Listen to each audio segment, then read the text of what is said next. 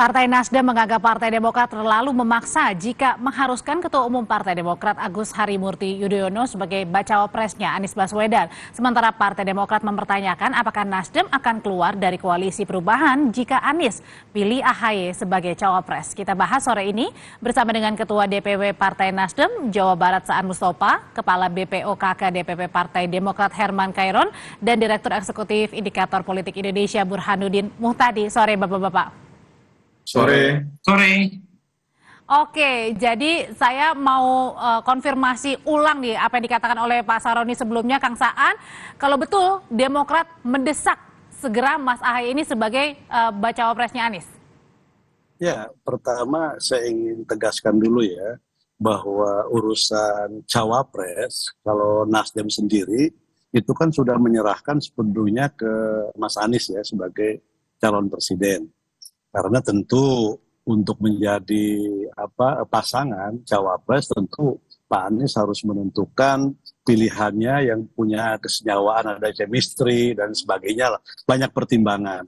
Jadi sekali lagi kita serahkan ke calon presiden, ke Mas Anies Rashid Baswedan. Nah, terkait dengan dinamika koalisi, tentu yang pertama kita sudah menyepakati bahwa calon presiden kita Mas Anies Rashid Baswedan. Nah, tinggal pendamping tentu ini juga harus dibicarakan secara bersama-sama. Nasdem setuju kalau misalnya Mas AHY sebagai pendamping Pak Anies? Kalau itu kan kita serahkan aja ke Mas Anies. Artinya gini loh, Mas Anies punya pilihan tentu, dan ketika Mas Anies punya pilihan itu kan disampaikan dan dikonsultasikan ke partai politik. Jadi sekali lagi, kalau Nasdem karena sudah menyerahkan sepenuhnya ke Mas Anies, ya kita serahkan ke Mas Anies siapa yang mau dipilih, siapapun kan gitu loh. Tapi yang paling penting di antara sesama partai koalisi, karena kita ingin sama-sama ke depan untuk memenangkan calon presiden yang sudah kita usung, tentu juga harus memberikan kesempatan, keleluasaan dan ruang kepada Mas Anies. Jadi jangan juga Mas Anies istilahnya ditekan-tekan, dipaksa-paksa. Itu aja. Oke. Dan paksaan itu kalau dari Demokrat harus Pak Anies ini atau Mas Anies ini mengumumkan pada bulan Juni, ini merupakan paksaan? Bagi Nasdem, waktu kita masih relatif panjang. Pak, bagi Demokrat Pak Herman? Begini, jadi harus dipahami karena ini juga berulang-ulang kami sampaikan sebetulnya, bahwa kami minta untuk segera diputuskan, bukan memaksa-maksa harus kemudian Mas AHY, bukan dalam konteks itu. Konteksnya adalah, kalau melihat hasil survei, ini banyak masyarakat yang masih ragu, Mas Anies ini maju atau tidak gitu. Kan belum deklarasi bersama gitu ya. Nah, sehingga kalau melihat waktu kan hanya tinggal 7 bulan ke depan. Dan kalau kemudian terlalu mepet nanti di akhir, itu kan hanya punya 75 hari untuk berkampanye. Sedangkan partai-partai lain kan, koalisi lain kan juga sudah ada yang mulai berkeliling kemana-mana, dan saya kira akselerasinya lebih cepat gitu. Nah, oleh karenanya kita menginginkan sesegera mungkin lah. Karena di negara-negara maju. Tapi Pak Herman, kalau yang tadi disebutkan oleh Ahmad Saroni sendiri kan dibilangnya mereka maksa pokoknya. Itu maksudnya apa? Saya sendiri nggak ngerti kok persepsinya ke arah sana gitu ya. Coba direnungkan kembali, setiap pernyataan yang timbul itu karena memang kita koalisi ingin menang. Kalau ingin menang, kita harus ada waktu sedini mungkin untuk melakukan deklarasi bersama dan bahkan menentukan calon wakil presidennya. Supaya apa? Supaya ada cukup waktu kita untuk melakukan sosialisasi, duduk bersama, merumuskan visi dan misi. Kan kita akan mengusung perubahan. Nanti rakyat bertanya apa yang mau dirubah, dengan cara apa merubah. Kan ini harus disepakati bersama. Dan kalau konteksnya bahwa kita ingin kesepakatan salah satunya tentang cawapres? Untuk itu. Kenapa? Salah satu kesepakatannya dengan cawapres, nama cawapres?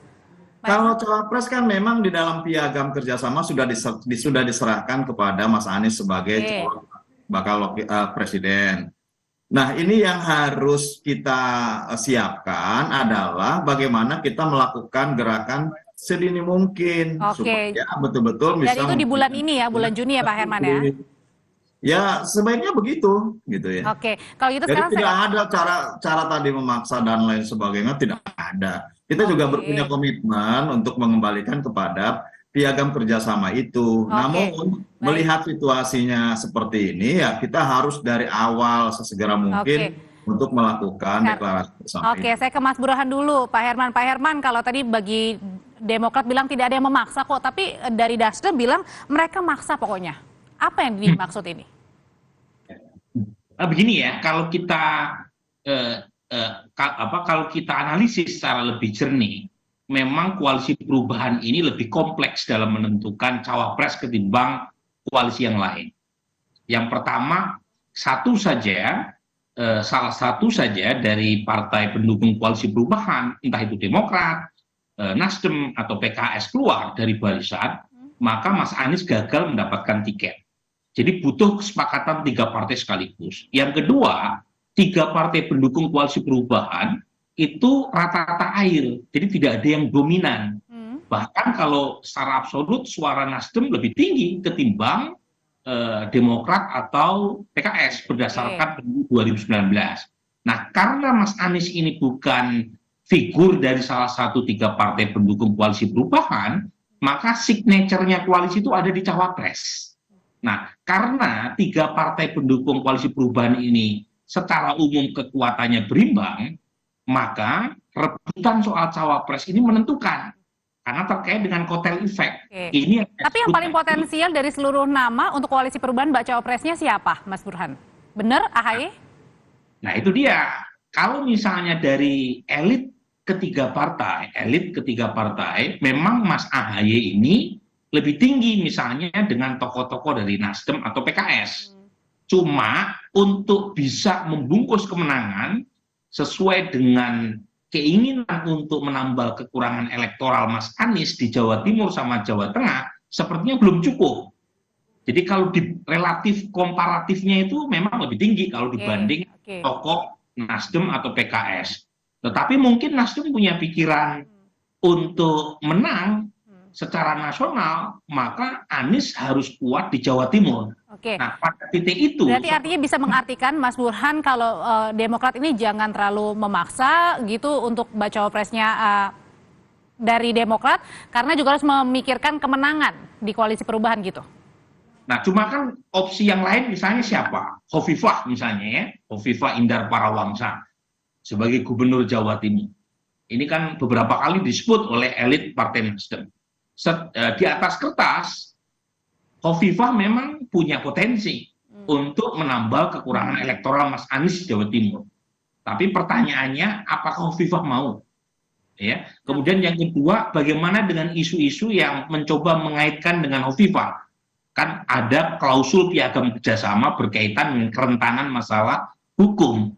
Jadi ada banyak isu yang mungkin membuat kesepakatan terkait dengan siapa cawapres koalisi perubahan lebih alot untuk diambil ketimbang misalnya koalisi untuk mendukung Ganjar, karena Ganjar dari PDIP. Berarti artinya koalisi perubahan ini bisa saja retak karena permasalahan bacawa pres. Untuk sampai retak ya saya kira tergantung reuni Mas Hirman sama Kang Saan. Oke. Poin saya adalah lebih sulit untuk mengambil keputusan terkait dengan cawapres di koalisi perubahan relatif berimbang dan ketersediaan tokoh ya yang relatif kurang untuk dijodohkan dengan Mas Anies. Kalau gitu Kang Saan, benar nggak sih Nasdem itu akan keluar dari koalisi perubahan kalau Mas Anies pilihnya Mas AHY sebagai bacawa pres? Ya kan Nasdem itu kan partai pertama yang mengusung Mas Anies ya. Maka Nasdem berkepentingan, bukan hanya berkepentingan bagaimana Mas Anies menjadi calon presiden, tapi Nasdem juga berkepentingan bagaimana Mas Anies menjadi presiden kan gitu. Kan tahapannya itu. Sekarang bakal calon presiden. Nah, bagaimana dari bakal menjadi calon presiden dan dari calon presiden bagaimana menjadi presiden. Nah, ini kepentingan dan komitmen Partai Nasdem. Nah, karena itu Nasdem juga berkepentingan untuk membangun koalisi yang solid, koalisi perubahan ini. Karena Nasdem berkepentingan membangun koalisi yang solid dan sekarang koalisi yang tersedia itu Nasdem, Demokrat dan PKS, maka bagaimana soliditas Nasdem, Demokrat dan PKS itu soliditasnya itu menjadi penting. Maka usaha-usaha untuk membangun soliditas itu harus dilakukan. Apa usaha-usaha untuk membangun soliditas itu? Maka bagaimana mempertemukan kepentingan-kepentingan politik di masing-masing Nah, kalau Demokrat anggota pengen koalisi politiknya perubahan adalah itu. bawa cawapresnya Enggak, artinya gitu. Mas. Artinya gini loh. Makanya itu tadi kepentingan politik yang bisa mengikat semua. Maka di situ ada keinginan dari Nasdem, dari kami. Makanya jangan memaksa. Misalnya harus si A. Begitupun mungkin Nasdem, jangan memaksa harus si B. Nah, maka figur yang harus itu yang bisa diterima oleh semua. Nah, oleh semua partai koalisi. Oke, kalau gitu Jadi sekarang ini yang paling penting. berarti AHY belum diterima ya di sini ya sama Partai Nasdem ya? Kan gini, bukan belum diterima, itu kan serahkan ke Mas Anies. Nanti Mas Anies kan pasti kan calon presiden kita ada usulan nama-nama yang saya yakin lah itu bisa diselesaikan. Usulan Tapi kalau nama-nama itu misalnya Pak Anies, Mas Anies mintanya Mas AHY diterima? itu kan kalau Mas A itu pilihannya Mas Anies kan Diterima? Itu kan kita udah menyerahkan ke Mas Anies. Karena gini loh, kita sudah menyerahkan ke Mas Anies sebagai calon presiden untuk menentukan siapa wakilnya. Termasuk kalau namanya dan asal Mas Aniesnya misalnya memilih sesuatu itu bukan karena tekanan, bukan karena terpaksaan, karena jangan dihadapkan kepada situasi yang sulit. Kalau tidak ini, kamu nanti nggak bisa nyapres.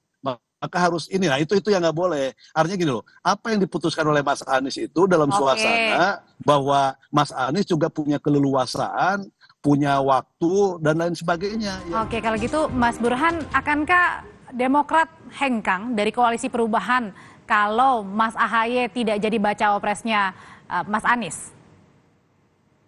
Begini Audrey ya, sepanjang janur kuning belum melengkung, siapapun capres maupun koalisi yang sekarang mengaku akan mendukung 3 top 3 menurut survei itu belum tentu juga akan melenggang sebagai capres, termasuk Ganjar Pranowo meskipun sudah diumumkan oleh PDI Perjuangan sebagai capres. Jadi konstelasi capres maupun pendukungnya ini sebelum didaftarkan di KPU itu apapun bisa berubah.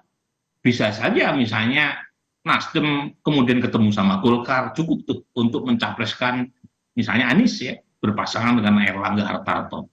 Atau bisa saja misalnya PKS atau Demokrat kemudian membentuk poros koalisi yang lain atau bergabung dengan yang sudah ada. Makanya Demokrat ini mengancam untuk Juni harus diumumkan.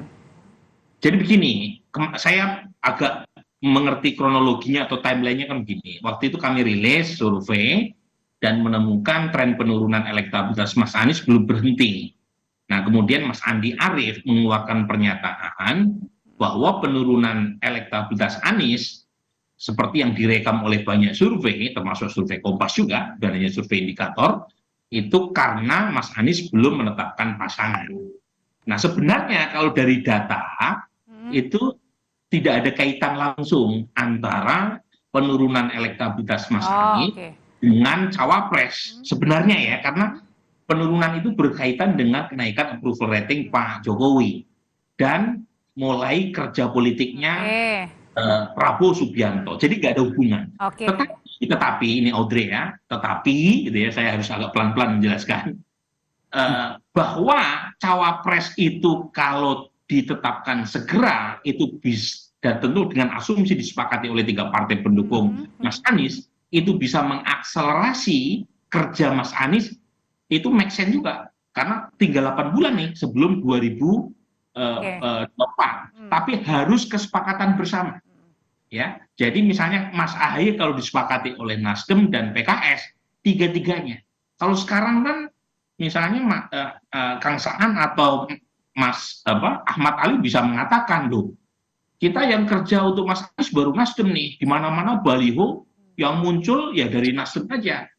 PKS dengan Demokrat belum kelihatan balihonya. Jadi hal-hal semacam ini akan muncul terus-menerus sepanjang belum ada kesepakatan siapa cawapresnya Anies Baswedan. Dan makanya itu diharuskan sesegera mungkin ya bagi Demokrat ya untuk mengumumkan cawapresnya. Nah, pada titik itu kan ada benarnya, meskipun pertanyaannya siapa itu kan belum disepakati. Kan? Oke, kalau gitu sekarang saya tanyakan ke Demokrat. Berarti harus segera diumumkan di bulan Juni ini untuk cawapresnya Anies agar tidak digoyang? Audrey ya, hilangkan dulu itu kata memaksa. karena tidak pernah ada kata memaksa untuk sesegera mungkin diumumkan. Tetapi ini atas kepentingan untuk sama-sama kita menang. Kan berkoalisi ini kan untuk menang sekali lagi. Dan waktu yang tersedia cukup pendek. Kalau nanti diputuskan di akhir atau menjelang menjelang kampanye, itu kan hanya tersisa 75 hari. Tidak cukup untuk bisa melakukan akselerasi konsolidasi secara nasional. Oleh karenanya, pengalaman-pengalaman kami itu dituangkan dengan permintaan agar sesegera mungkin dideklarasikan pasangan calon ini supaya memberikan kepastian kepada publik, keyakinan kepada publik. Dan bagi Partai Demokrat yang paling ideal menemani Mas Anies maju di Pilpres adalah? Begini, kita kalau mau mundur ke belakang, Demokrat, Cekyu Bapilu itu telah menjaring nama-nama. Banyak nama yang telah dijaring di internal partai kita. Tadi Mas Burhan juga telah menyebutkan kekurangan, kelebihan, bagaimana punya jaringan tidak, dan lain sebagainya. Dan berkesimpulan memang, kan semangat dan spirit awal kami, AHY itu adalah untuk presiden. Cuman kan ada presidensial threshold, jadi mau tidak mau kita juga harus mengikuti terhadap ketentuan itu. Nah kemudian terbangun, ini panjang, perjalanan panjang, terbangun menjadi koalisi perubahan dengan Nasdem dan PKS. Tentu kami juga tidak ingin mundur ke belakang, ingin maju ke depan. Konteksnya adalah bagaimana koalisi ini bisa menang. Anies bisa kemudian naik kembali elektabilitasnya. Ini adalah sebuah prasyarat yang harus dipenuhi dalam berbagai diskusi dan pemikiran kami. Ya harus ada deklarasi segera mungkin. Terkait dengan siapa bakal wakil presidennya, ya sesuai dengan yang telah dituangkan di dalam deklarasi bersama. Diserahkan harus secepat mungkin dideklarasikan di bulan Juni ini sesegera mungkin. Nasdem akankah di bulan Juni ini sesegera mungkin diumumkan bacawa presnya? Kang Saan? Ya, kalau Nasdem sekali lagi, kalau memang Mas Anies sudah ada nama dan itu firm, ya silakan umumkan. Sudah ada ini belum kan Kang kalau sekarang? Nah kan kalau saya kan ini kan Mas Anies kan belum menyampaikan ke kita. Kita udah menyerahkan ke Mas Anies, nanti Mas Anies silahkan tentukan. Jadi kalau Mas Anies sudah siap dengan calon dan sebagainya, disampaikan ke partai, ya kita cari waktu lah. Waktu yang baik gitu kan. Kalau terakhir pertemuan Mas Anies dengan Pak SBY begitu, belum ada pembicaraan juga yang... Siapa sampai ini? Pak Herman kalau SBY. kalau dulu Kang Saan. Silakan. Oke, silakan. Alumni ya. Ya, pembicaraan terkait dengan bagaimana taktik, strategi ya pasti dibicarakan. Dan sekali lagi tidak ada unsur memaksa dan diserahkan kepada Mas Anies. Sehingga pilihannya yang menunggu Mas Anies, tetapi untuk menang ya harus lebih cepat karena ada kecenderungan hasil lebih cepat dan diserahkan ke Mas Anies. Kalau gitu saya singkat aja untuk ke kita Mas Burhan, Pak Herman. Kembali elektabilitasnya. Kalau harus segera mungkin tapi diserahkan ke Mas Anies, akankah Mas Anies ini benar-benar satu-satunya penentu untuk menentukan cawapresnya sendiri, Mas Burhan? Saya kira Mas Anies satu variabel ya, karena bagaimanapun ada 3 partai pendukung dan ketiganya punya tokoh-tokoh besar, punya veto player, ada Bang Surya di Nasdem, ada Pak SBY di Demokrat, dan tentu ada Salim Segaf Al-Jufri ya, dari Ketua Majelis Syuro PKS. Jadi perlu ada kesepakatan bersama. Nah masalahnya figur yang sesuai dengan kebutuhan Mas Anies untuk menang, yaitu mengunci di Jawa Timur, dari yang tersedia itu belum cukup memadai. Mas AHY memang... berarti nama-namanya masih belum memadai ya untuk... Sebentar aja. Singkat Mas Burhan, mohon maaf. Ya, saya tahu, iya. Jadi belum memadai dan karenanya Mas Anies mungkin merasa perlu tambahan waktu. Nah problemnya time is ticking, waktu makin bergerak. Kalau tidak segera diputuskan, itu juga mulai masuk tahap kampanye. Kampanye 75 hari.